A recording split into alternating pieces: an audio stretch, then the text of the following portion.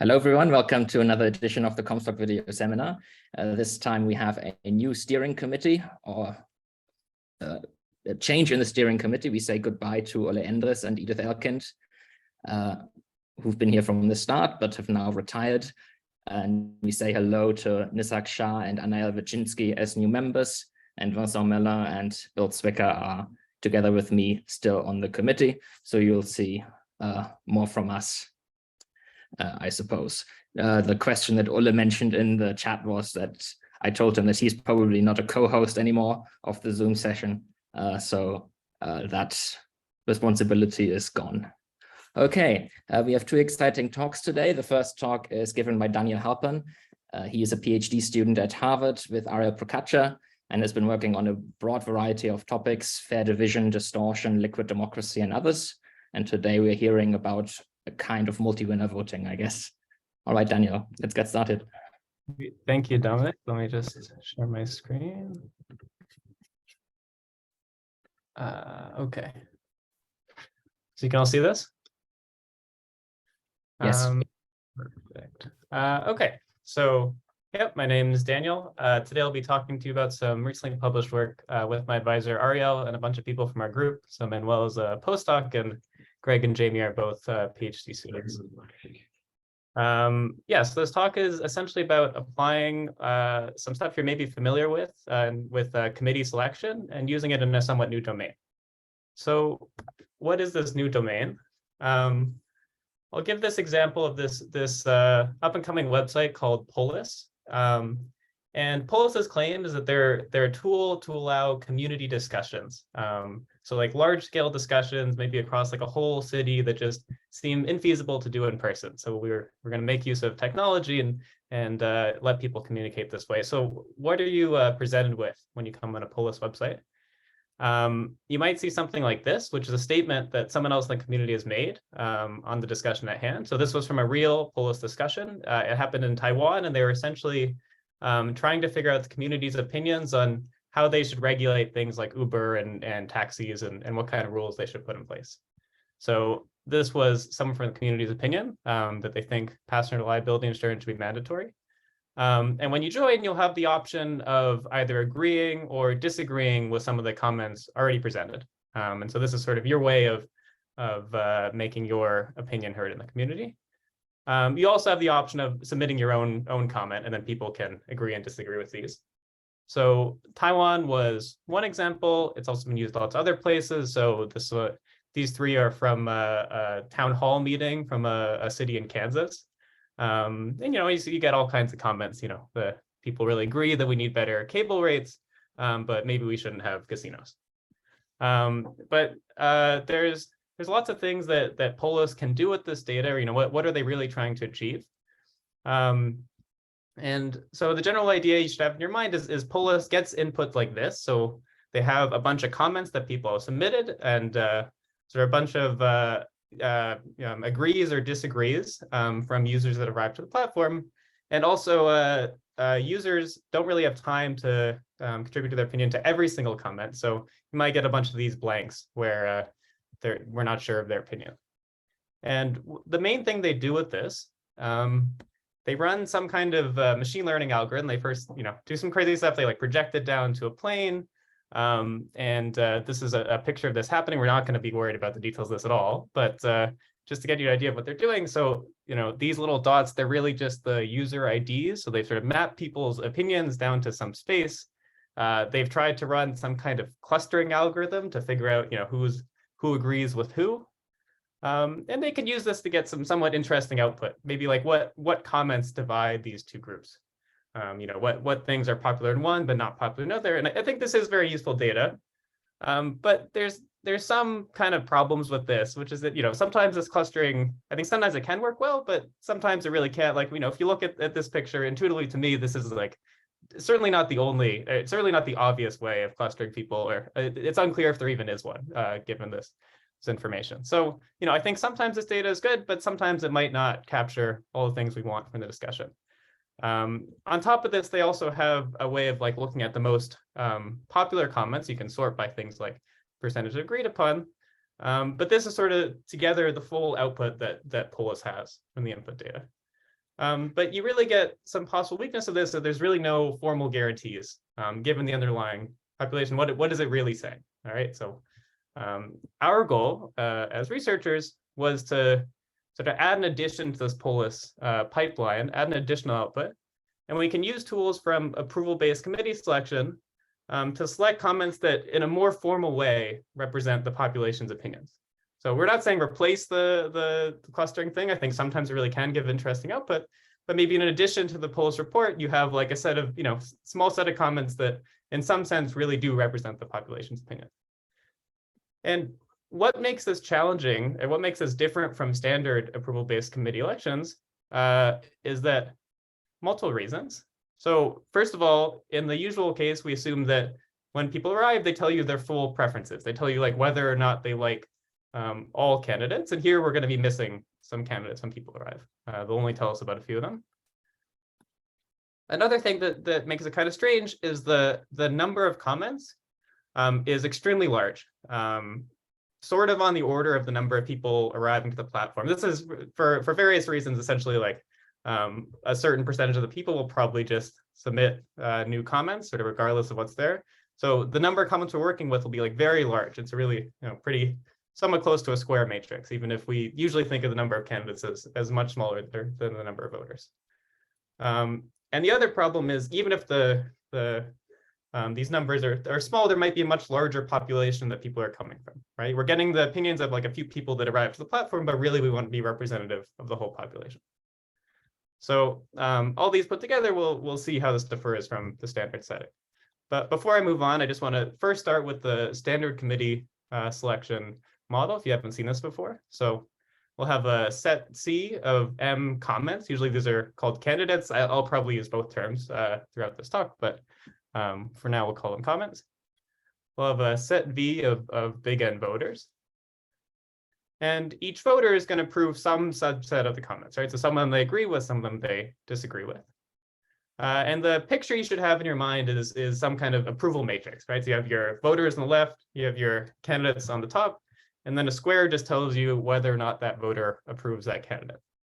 And in our setting, what's going to be different is that you're sort of not going to see this whole matrix, but we are making an assumption that everyone has an underlying yes or no value for all these squares. So even if we didn't elicit that information from them, they do have something underlying. It's not like missing is some different kind of opinion. So what are some properties that we would actually want to choose if we were able to choose a representative set of comments? We'll start with two like very standard ones, like pretty basic ones for literature. We'll get into some more advanced ones maybe toward the end. So our goal may be first to choose a committee. So a committee here will be represented by a set W of size K. One thing we might want is that it has high approval scores. So like the number of people approving things within this committee is very high. This is sort of a lot like in the current polis iteration of if you sort by percentage approved, those top few ones will have high approval score.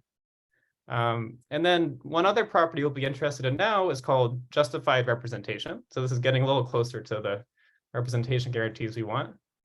So the idea with justified representation is we don't want there to be a group of people that is unrepresented. So what do I mean by that? So there's no group B that is reasonably large. So they form at least N over K of the population. They all agree on some candidate. They can all say like, we want to, here is somebody that we all agree on. They see this is a reasonable choice for us. And yet at the same time, they're completely unrepresented by the current committee. So none of them like anybody on the committee, but they all agreed and they in some sense deserve a candidate because they form a reasonable 1 over K size of the population. Sometimes the math is a bit hard to understand. So let me just give you a quick visual example. So let's say we have this population. So they're split up by percentages rather than specific voters. If we were just choosing 3 candidates, so K equals 3, choosing any of these very high approved candidates, like I said, like this, actually does satisfy JR. The reason for that is that even though these 30% of people in the top 2 rows are unhappy, they don't form a third of the population. So in some sense, they don't deserve a candidate yet. So this satisfies JR. Although another option really is to just give those people some support and give them much larger group, just 1 candidate. This might also seem unfair in other ways. That's ruled out by some stronger properties, but this for now still satisfies JR. Where does JR not apply? You can't, for example, just choose all the very popular candidates with k equals 4, because now the other people are a big enough population that they deserve a candidate themselves. So they're unhappy, they form a blocking coalition, they would present candidate C2. So as long as you choose candidate C2, you're fine. You can also just choose the first candidate because the 20% that are unhappy now are not big enough. So that's how JR works. So how does our model work for filling in this matrix? How are we listing preferences? So the assumption is that some little n number of voters arrive to the platform one at a time. And when they arrive, they can answer T questions, T queries about some candidates. And T, we're going to assume is not the entire row. And the other assumption is that little n might be a lot smaller than big N, but we don't worry about this too much. So what's going to happen is that at time step J, the platform selects a few candidates, and this query should be of size T. So T equals 2, maybe these two, C2 and C4. A random voter from the population arrives. This is just our model to show random arrivals. And then they tell the platform their opinion on these comments. So after this, maybe the platform selects these two, new voter arrives, and they tell them this. And this is sort of how the matrix is filled in. And just to get an idea of what kind of goals we're aiming for, what are reasonable parameters. So in real polis discussions, the number of comments really is quite large, like on the order of several thousand, much too many for people to just on a regular day show up and answer them all. The number of responses you might expect per user is something like 20. Some people definitely do more, but just abstracting it away in our model, our assumption is that everyone can do about T equals 20 answers. The number of comments we actually want to choose is also very small, maybe like 10, maybe a little smaller than T. And again, the tricky part is this little n, the number of people arriving to the platform really is not much larger than m. And maybe will allow some additional log factors, but like essentially linear m. So what that means is that if you have some way of taking people's votes and choosing good comments, you really need to make a decision before something like m log m queries, because after that there just might not be enough people arriving to the platform. So as a warm-up, let's say within this model you just wanted to maximize welfare, so that first property we're talking about. And this is pretty straightforward. You can't do everything exactly, obviously there's a little randomness here, but let's say you want to get approximately optimal welfare with some reasonably large probability. And what's the obvious thing to do? Well, you just kind of you sample a bunch, you start querying a bunch of people. With enough queries, you can kind of estimate everyone's approval score within some small epsilon. This number is just the proportion of people that approve each candidate. You just choose the K people with these highest empirical scores, and you're some reasonable approximation to welfare. So if you got these scores reasonably accurately, you're getting something very close to the optimal welfare. And for any constant epsilon, you can basically do this with like log m queries per candidate. I don't really want to focus on the specific details of this, but essentially it's possible to do this within this framework, right? You have enough queries to estimate all these proportions. And you can do this whole thing with m log m queries total, right? Okay, so that was maximizing welfare. What if we want to do something a little harder? What if we want to get JR? So to get JR, we sort of need an algorithm to base it off of, even like within standard committee selection, what's the right way to get JR? Here's a very simple way. I'm not even sure who came up with this originally, but I heard about it. So you can just construct this set greedily. You can just iterate through the candidates, starting with candidate 1. Just ask, is there a blocking coalition for that specific candidate? So just in math, what are we saying? You're saying, are there more than n over k people such that those people like this new candidate, and so far they are still unrepresented? That's what it means to be a blocking coalition. And if this is the case, then you add the candidate. And if you just do this, you'll end up with a JR committee. So just to give you an example, let's say you have this approval matrix. You start, and let's say we want to choose k equals 4. So with this first candidate, there's only 10% of people that are unhappy, so we don't add them. Second candidate, there really is a big enough blocking coalition. There's 30% of people, so we add this candidate. Fourth candidate, now there's 70% of people that like this candidate and are still unrepresented, so we add them. And as it turns out with this algorithm, you don't even need to add anyone else. You're sort of already JR, which shows how weak JR is. You might be claimed this is not yet representative, but nonetheless, we're working with standard definitions. This is a way just to get JR that's pretty simple. And the nice thing is that you can kind of do this in our query model as long as you're able to ask big enough queries. You can do this with M-log-M queries for a very similar reason to the approval votes. Maximizing approval score, you just at each step estimate the blocking coalition size to a reasonable factor.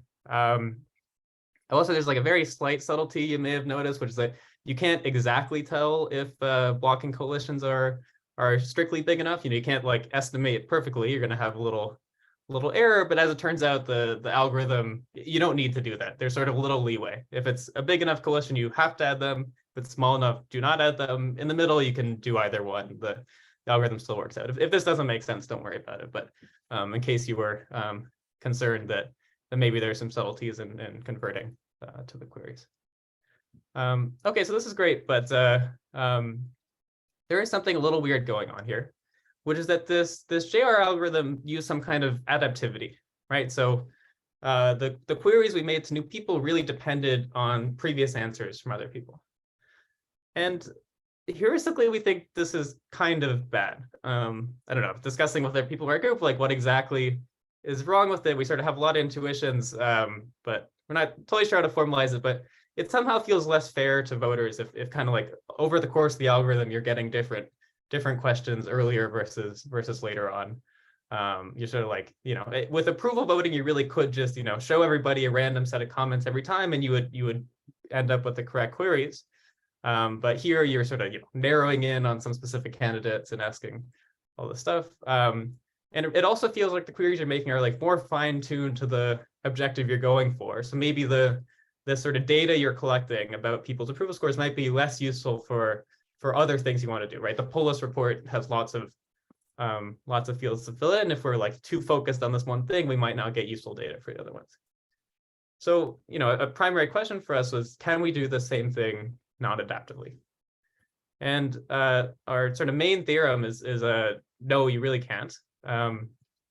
So for any fixed parameters, you want to choose a committee size K, asking questions of size T, you really need more than M squared queries to guarantee JR with sort of any positive probability.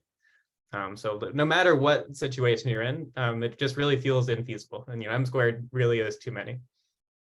And if M squared is not good enough for you, we have a slightly more general result. It doesn't work for all K. You need a big enough K here.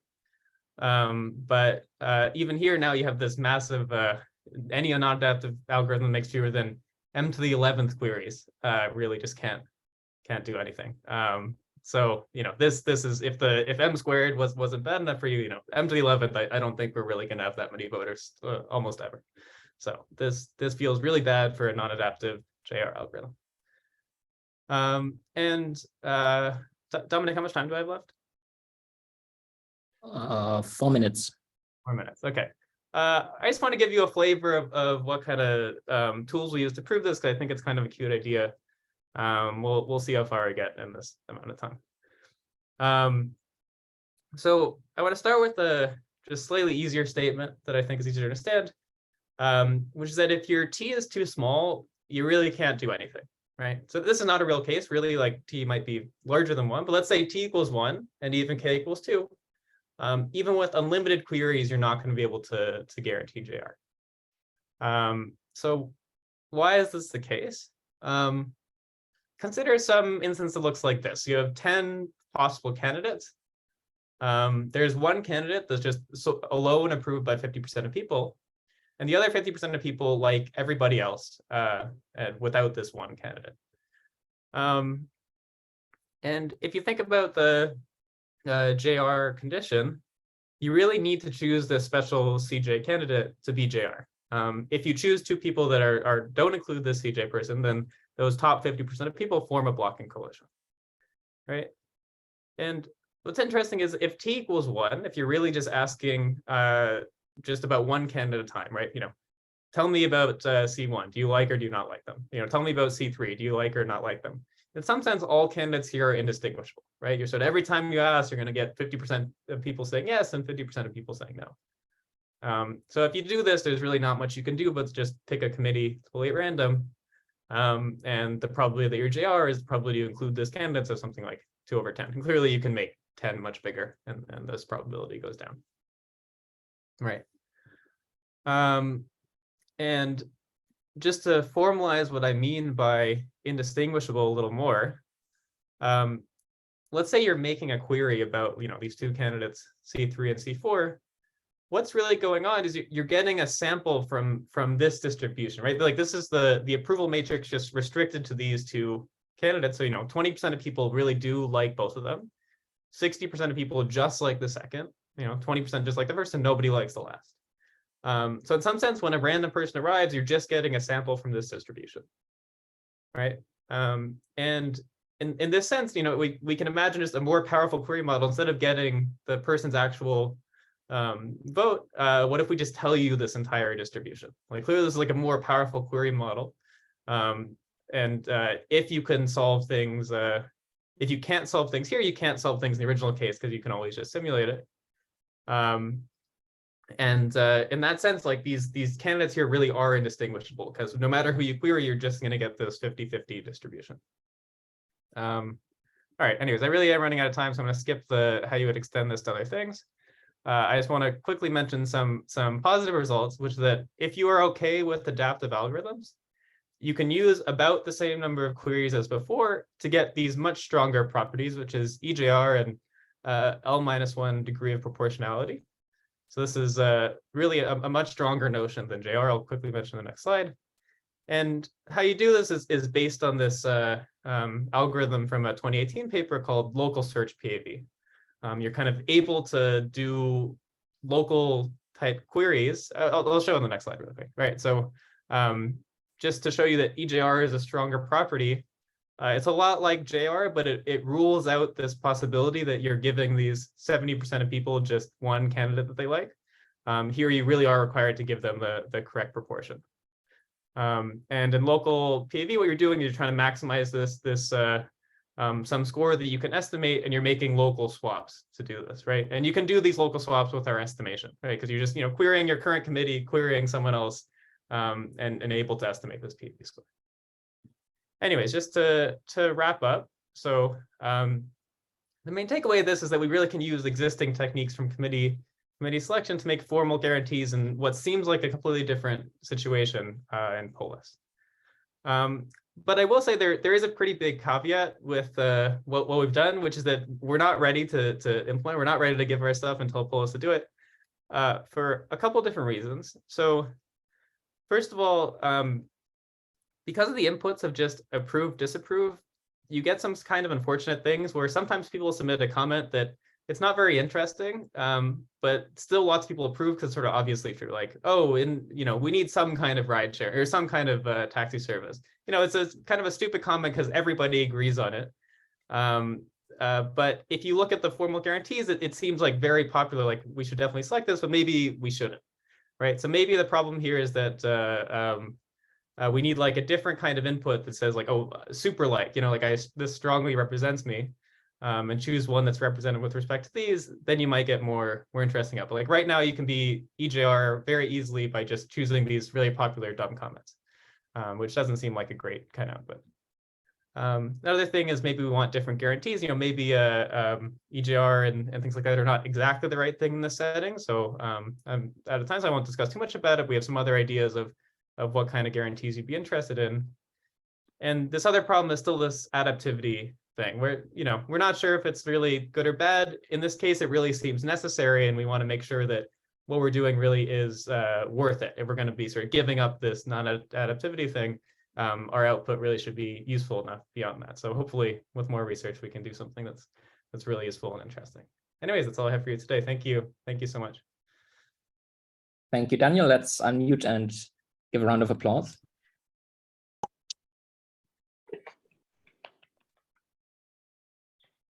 Okay, so we had a number of questions in the chat. If you have more, you can add them to the chat or raise your hand using the reaction buttons. A quick question from Ole was, is there an intuition for where the exponent 11 comes from in the non-adaptivity proof? Yeah, we think it's kind of funny.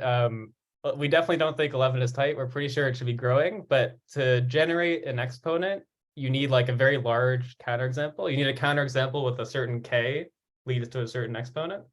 And this is sort of the biggest one we could come up with. We were using like Roby LP solvers, and like sort of after this, it like gave up, although we're certain there exist bigger instances. But you can kind of convert the counterexample with small t into a exponent in a real situation. So the real reason is just we couldn't compute bigger things. We don't think 11 is the correct answer. Is there a reason to think that it would be a polynomial lower bound, the best one, or I would fully believe that it grows, although you probably need k growing at the same time. So it's probably like m to the little omega of k. A big enough k, you'll get any exponent you want. Bill, you asked a question about clones. Do you want to say it in person? I think it was answered well by Ariel on the chat, Dominic. He said that people actually look for comments and group similar comments.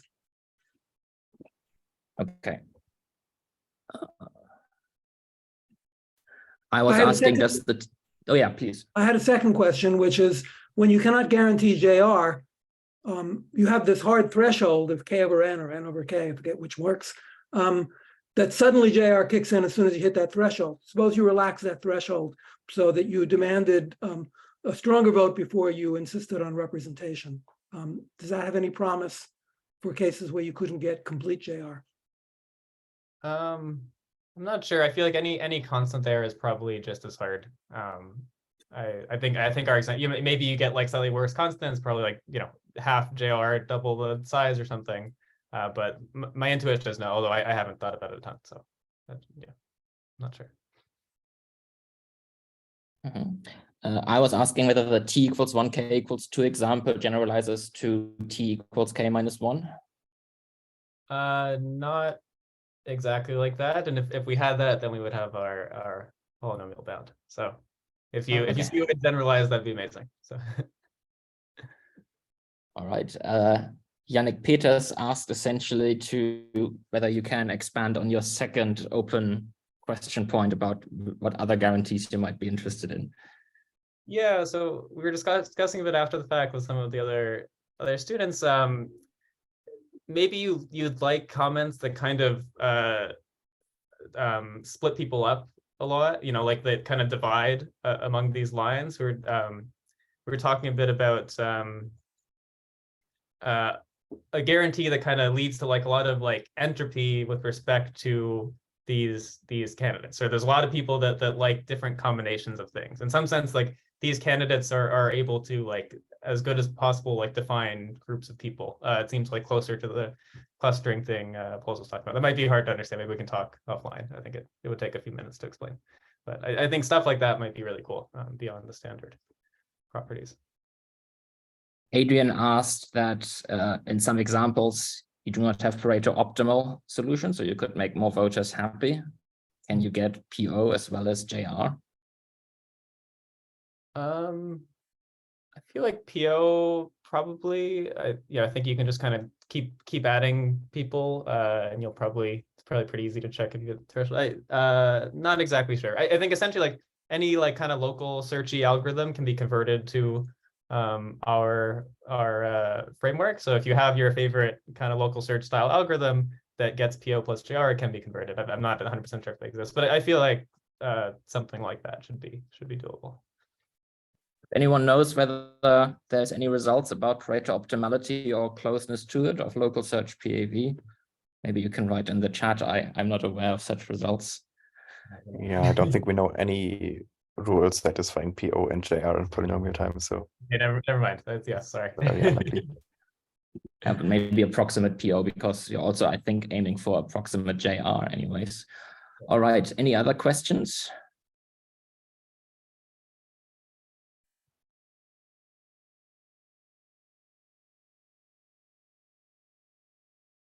Okay, thank you, Daniel. Now it's time for our break. It's a 10-minute coffee break where I will assign you to breakout rooms where you can talk to a random selection of other people. If you don't want to, you can also just use it to get yourself some coffee. So I'll see you again in about 10 minutes. That will be at 42 minutes past the hour.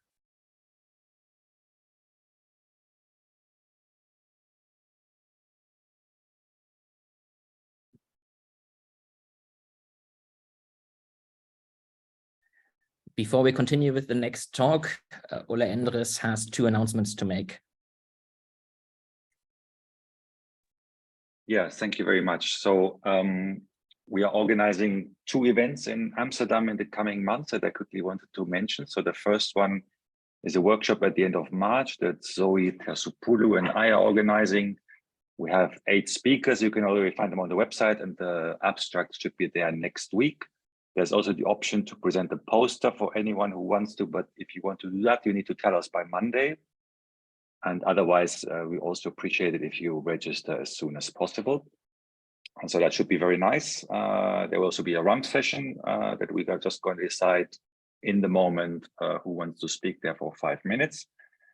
And a little bit later in the year, in July, we're going to have a summer school. The link is online now. This is mostly intended for PhD students, but really not only. So if you have students, if you are a student, if you're a postdoc, if you're a faculty member who wants to expand their horizon, you're very welcome. We have some wonderful lecturers who are going to talk to us. Some of them are here right now. You can click on the link and find out yourself who they are.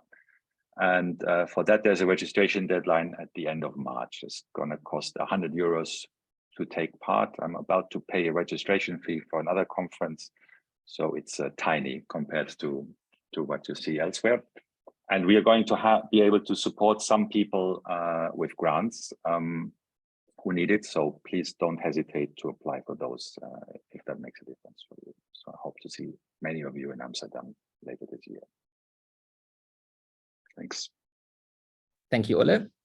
Our next talk is by Marc Fleurbaey, who is at the Paris School of Economics and CNRS. He's interested in welfare economics, measuring well-being, climate policy, social choice, lots of things. And today's talk is about universal social welfare orderings and risk. Please go. Yeah, thank you very much for the invitation. This is a joint work with Stéphane Zuber. Can you hear me all okay? Yes. Yeah, yeah. Good. Yeah. Okay, so this is more of a classical kind of social choice work, and we are dealing with risk. So let me first explain a little bit the motivation for this particular paper. So that comes from the tradition of social choice and the risks that was initiated by Horsani and Philippe Bongin and others. And where you had many theorems implying additivity, so viewed as a justification for utilitarianism in this setting. Some problems have been pointed out, especially around the question of heterogeneous beliefs, but even if you have homogeneous beliefs, the same probabilities in everybody's mind, you may still worry that the Pareto principle is essentially eliminating any concern for the correlation of people's fates when the risk is resolved. And so I suggested in an old paper that there is a kind of spurious unanimity that can occur. Everybody can agree to gamble, but in fact, you'll have winners and losers. And as soon as the information comes in, people start to disagree about whether it was a good idea to gamble. And so in that paper, I obtained something like the expected value of the equally distributed equivalent of welfare. So the formula that you see in the middle of the slide here. And this thing has the good property that you respect people's attitudes when you have no inequalities exposed. But sometimes you don't respect people's attitudes when you have, for instance, negative correlation and you have winners and losers. And so this will be more protective of the potential losers' interest. So this is formulated in terms of VNM utility functions, but we were interested in a more recent paper with Stéphane in 2017 in looking at the type of interpersonal comparisons that you find in fair allocation theory or fair social choice theory, where you have utility functions which are really measured in terms of bundles or money metric utilities and this sort of thing. And so we try to expand this kind of fair allocation approach to risk, and we obtained something like an extension of the previous criterion. So the expected value of the sum of utilities applied to a sort of a fair measure of an equally distributed equivalent bundle. So that was kind of nice because it was an extension of the fair allocation literature that is developed in a riskless environment, and it incorporated the possibility to take account of people's risk attitudes, at least when there is no inequalities exposed. But that was limited to the case in which the population is fixed. You know who people are, what their preferences are. And when we look at certain things involving, for instance, climate policy, long-run consequences, we actually have risk on people's preferences in the future and even the existence of people. And so we wanted to look at what happens if we want to expand the analysis to the case in which we have these much larger risks.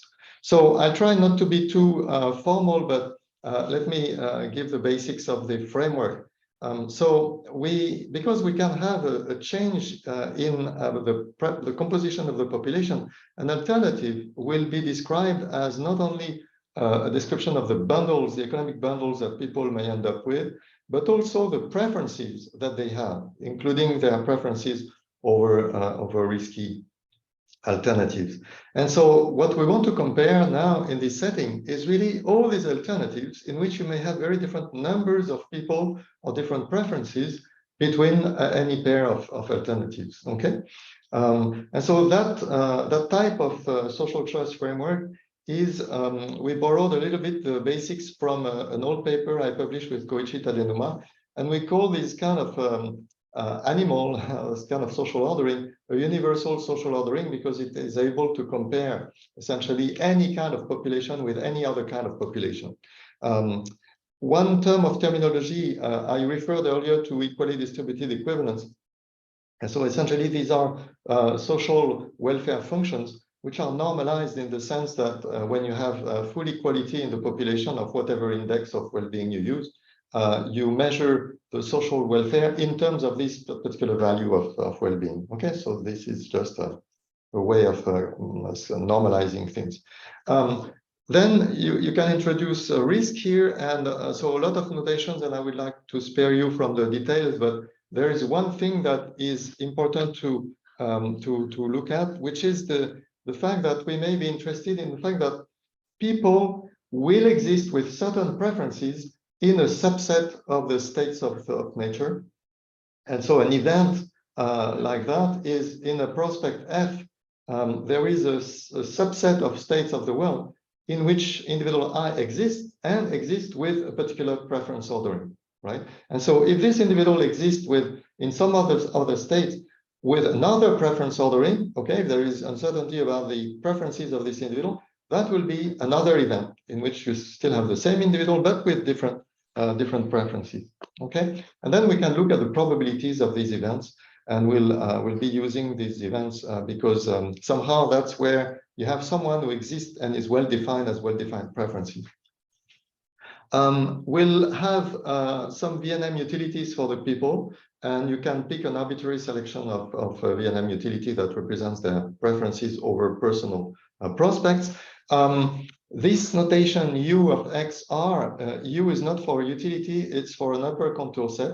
So it describes in riskless bundles, in the set of riskless bundles, the bundles which are better than bundle X for the preference ordering R, which is an individual preference ordering, okay? And you can, and so what you find in the fair allocation literature is very often the comparisons between people are made in terms of functions which are defined over these upper contour sets. And so you are able to assign a number to an upper contour set. If you think of money and metric utility, for instance, that's what you do. You will give particular money value to an upper contour set. And so we'll be talking about set functions which bear on such upper contour sets. And this defines a sort of utility representation of preferences, right? If this function is increasing, you'll have something, some definition of function. And so typical examples coming from fair allocation literature, the ray utility, which looks at a ray in the set of bundles and evaluates every bundle by the intersection of the lowest point on this ray that is contained in the upper contour set. And the monimetric utility I already mentioned and is probably familiar to all of you. Okay, sometimes I'll also be mentioning the certainty equivalent, which will be a bundle which gives the same utility as a prospect to the individual as a fixed bundle. But of course, that will be defined only for the case in which we are talking conditionally on the event in which the individual exists with well-defined preferences, with fixed preferences. Okay, so such a certainty equivalent is defined with respect to the individual existing with certain preferences. Okay, so what we are looking for are social preferences, so social welfare ordering with good properties, and we'll even impose some continuity. And so there are some basic properties that we would like to satisfy, and we won't be able to keep all of them throughout, but that's the ideal. So when you have only one individual and you have no risk, at least you would like to respect so that's the case. So when you have no risk and you have only one individual, you want to respect the preferences of this individual. Preference monotonicity is when you move to a higher upper contour set, you would like to say that the situation is not worse, even if the preferences have changed. Okay, so that introduces the possibility of evaluating, making comparisons when preferences change, but somehow the upper contour set is moving in a non-ambiguous way, and you can say that this looks like moving up to an upper indifference curve. And then you have a sort of Pareto axiom, but based on the evaluation that you do when you compare people's situation, right? So you have an ordering. So this ordering, which compares any kind of population, can be used to compare two individuals or two situations for one individual. And so you can compare what happens to individual I when he changes his bundle and changes his preferences. And if the change is good for everybody, then that's a good change for society. And anonymity is a standard condition. So the key thing here is preference monotonicity that we will have trouble with. This axiom is satisfied by the universal social orderings, which rely on monimetric utilities or ray utilities because they directly work with the upper contour sets. But it is violated by approaches that involve utility functions and not just the upper contour sets, including the VNM functions that may differ across individuals who share the same preferences on riskless bundles. So that is the thing that is the axiom that somehow is representing the idea of extending the fair allocation theory that is built in riskless environments. Okay, and so we have a basic representation theorem for the riskless situation where we show that under some basic assumptions and the axioms we can really rely on these set utility functions which involve the upper contour sets, and that will satisfy preference monotonicity and so on. So this is a very basic thing, but it's in riskless environment. And so now the meat is when we introduce risk. And so if we want to have basic rationality, we would like to have at least state-wise dominance, if possible, even better social expected utility. Okay, and then there is the question of satisfying respecting people's risk attitudes. So one very basic one is if you are considering prospects in which there is only one individual who will exist. Okay, so it's Adam, there is not even Eve in the picture, only one individual exists and is facing a prospect and has well-defined preferences throughout, then you would like to respect the preferences of this individual, including his risk attitudes. But you can have a much more ambitious Pareto, but Pareto now will be still, because of the framework, a little bit restricted because you are only able to compute meaningfully an expected utility for the people in the events in which they exist with the same preferences. Okay, so if someone changes his preferences, then this Pareto condition is not making an evaluation over different states where the preferences have changed. Okay, so it's Pareto, but it's somehow the most extensive, but still a bit restrictive compared to what we are used to. And so the bad news that we have in this paper is that it's impossible to combine preference monotonicity, Pareto for individual risk, and state-wise dominance. So if we consider that state-wise dominance is the most basic rationality axiom, Pareto for individual risk, the most basic respect for individual risk attitudes, then we are in trouble with preference monotonicity. Okay, so somehow this creates a big problem for the extension of the theory of fair allocation that is based on the usual array utilities or monimetric utilities. So I'm afraid I don't have the time to go through the proof, but it's really very basic, very easy, and that we have to get around that. And so what we do in the rest of the paper is to weaken one of these three axioms and see what we get, right? And that essentially that gives us three axioms.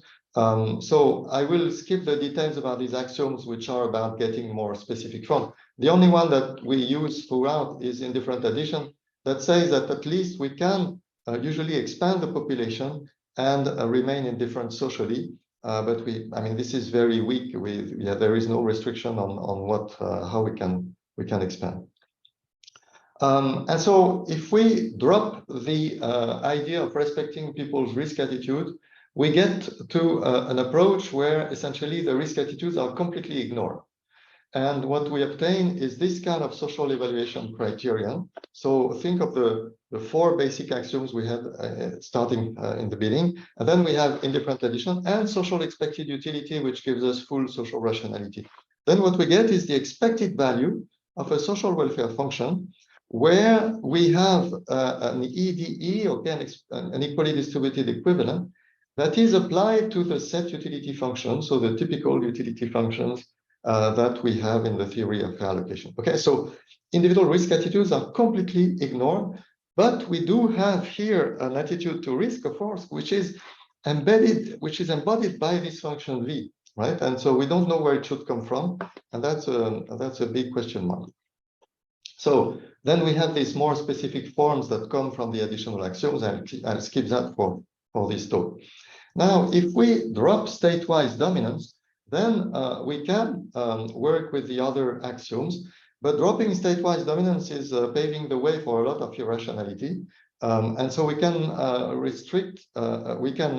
retrieve a little bit of rationality by introducing a restricted form of social expected utility, which applies only to the cases in which there is no risk for individuals. So once an individual comes into existence, he's facing no risk in his life, at least for the subsets for the events when he has given preferences. Okay, so in that case, we can apply an expected utility axiom, and if we introduce that, then we end up with a criterion which is spanning all the possible profiles of preferences and population composition that we can have, using the probabilities for these different possibilities, and applying that to social utility value, social function, that depends on the size of the population again, and again on an EDE function that will be applied to set utility functions, but this function will not be applied to the bundles that people have, but to the certainty equivalent that we can compute for the events in which they exist with given preferences. Okay, so that's a very obvious way of taking account of people's risk attitudes when they have given preferences, but we still need to have this V function that will embody social risk attitudes over changes in population and preferences. Okay, and then finally, and that will be the end of my talk, the third approach is when you drop preference monotonicity, what can you get? Well, you can get very easily utilitarianism, and utilitarianism would even satisfy the full version of the Pareto axiom. But as I said in the very beginning, the full version of the Pareto axiom is very strong. It ignores correlation across people. And so if we want to take inspiration from our earlier work, we could take a restricted Pareto axiom that looks at situations where there is no inequality exposed. And inequality exposed can be checked with respect to the endogenous social ordering we are trying to find. Okay, so it's well defined, but it's endogenous to what we are trying to do. So this is an interesting Pareto axiom. And what we get if we do that, well, what we get is something that will rely on, again, an EDE function with some weights, which may depend on the size of the population. But now this EDE function is no longer involving these set utility functions. So forget about monimetric utility or the ray utility. Now you have to rely on V&M utilities of the people. Okay, they have to be suitably rescaled. But essentially, this approach requires dropping all the theory of fair allocation that has been built in riskless environments, and that's the key somehow bad news of this paper. And so this is my concluding slide. Dominic, I think I'm in time, right? Yes, you are. Yeah, good. So so if you could see that as, but those who like utilitarianism could say, why bother about all of this? Because utilitarianism is there. But I think it's still interesting to explore these approaches, especially if we are worried about the full Pareto version.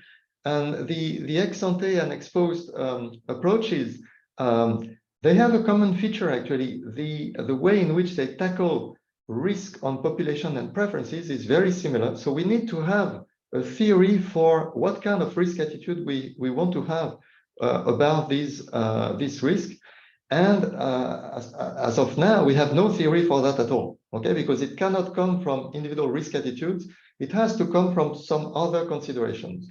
And I'm very curious to collect ideas and suggestions about that, because we have no clue where this risk attitude could come from. And finally, as you've seen, the theory of fair allocation that was built in riskless environments can still be useful for the ex ante and the exposed approach. But the third approach is dropping that completely. And it requires something quite different. It requires a theory of scales for V&M utilities. They need to be scaled in a certain way. And so we have another paper that discusses that in the context of utilitarianism, but not in the context of these particular approaches. And so that's another open field that seems interesting. Let me stop here, and thank you very much for your attention. I've seen questions. I didn't have the courage to stop and read the chat, so I'll do it now, if you don't mind. Yeah, that makes sense. But before we do that, let's unmute and give a round of applause.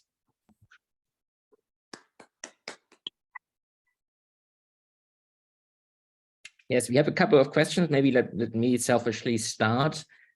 So this is about the theory of fair allocation. And I didn't immediately see where it comes in. I think in the definition of this U thing, but yes, when you gave the axioms were all sort of Pareto monotonicity axioms. I don't think of them as fairness.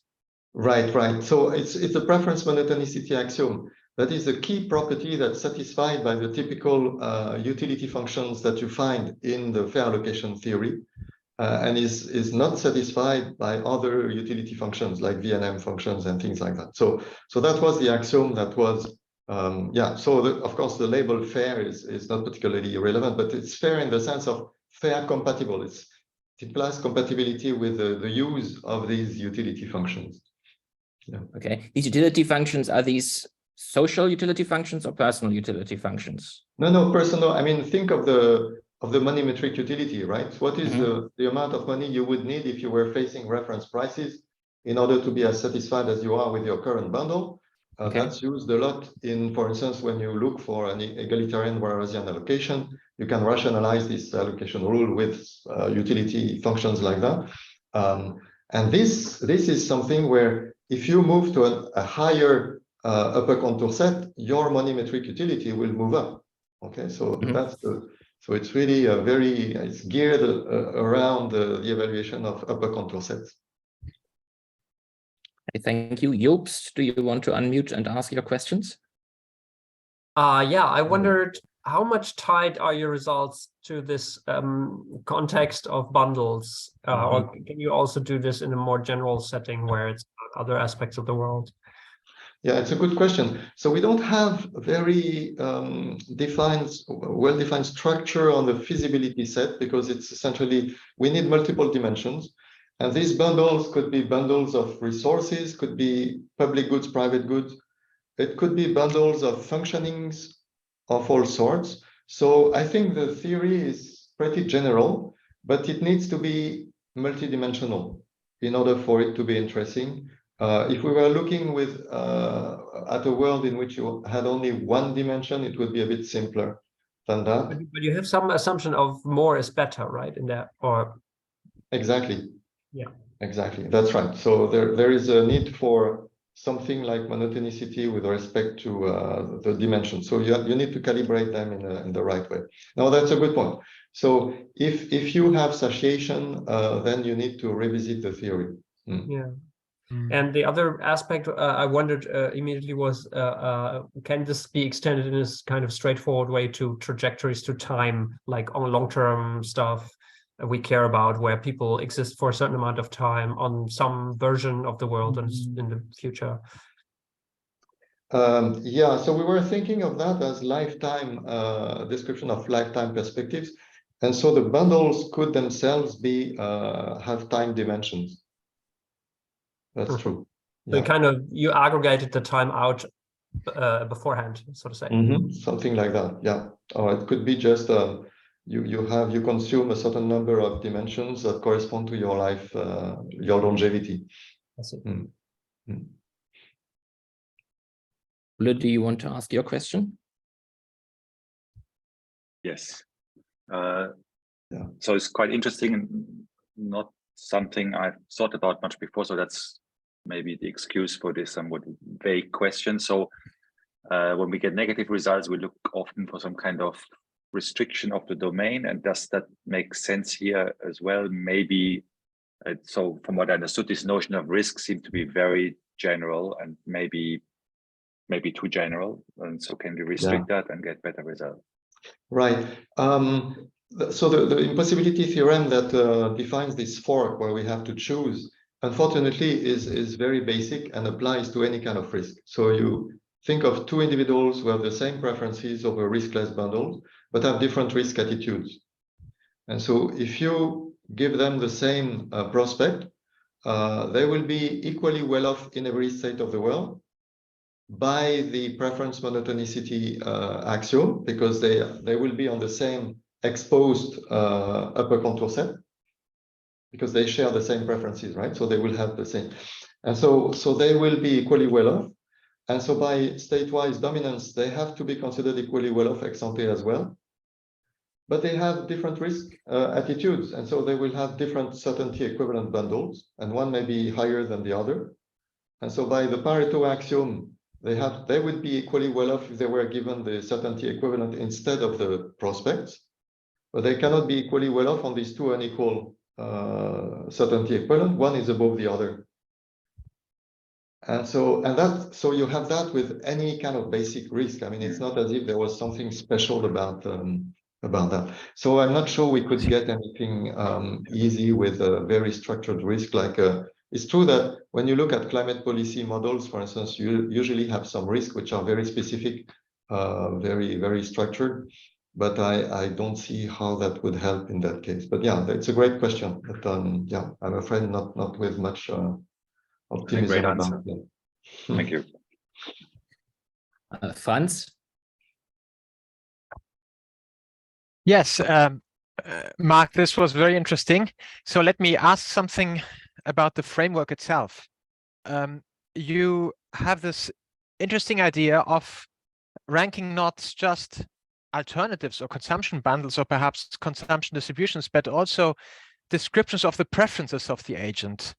And even if we look at the simple case where there is just one person on Earth, n equals 1, then this is more complicated than the standard Savage type decision theory framework. Because in Savage decision theory, we rank Savage acts, functions from states to outcomes, and you have not outcomes, but outcome preference pairs. Exactly. So let's take the simple, and it was one case. Why does it depart from Savage? It seems to me, but correct me if you think otherwise, because Savage looks at subjective decision theory. I decide, and I know my preferences, whereas you are looking at a social planner who decides on behalf of the person. Even if there's just one person, and a social planner, by the way, then that social planner might not know the preference of that one person. But then, and then my answer will be finished, my question is finished, then I can offer or propose a different interpretation. Tell me what you think about it. An interpretation in terms of moral uncertainty. Even if I'm the only person on earth, I can be uncertain about what is better for me. And thereby I might use your framework in the n=1 case to handle my normative uncertainty. And in the arbitrary n case, I can think that the social planner is uncertain about what is better for the individuals, moral uncertainty of the social planner about goodness for the people. So many questions. No, yeah. So it's a great idea to connect that to moral uncertainty. I had not thought of that.